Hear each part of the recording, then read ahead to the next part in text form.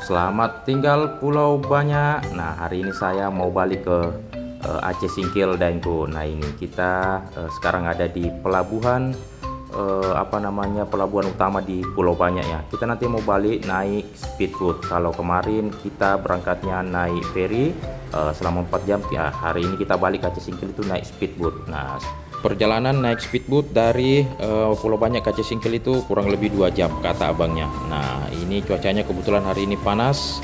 Speedboatnya ini yang namanya speedboat ya, udah pasti kencang ya Daengku. Kita bersama abang kita ini, kapten kita nih yang antar kita sampai ke Aceh Singkil nanti.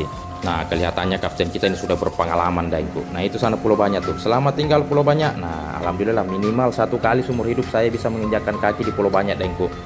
Nah, cuacanya hari ini tuh panas. Nah, kata abangnya nanti pada saat perjalanan balik kita akan singgah nanti. Nanti abangnya ngasih singgah kita di salah satu pulau namanya Pulau Ranggit. Kita akan lihat nanti mercusuar tua di sana Daengku.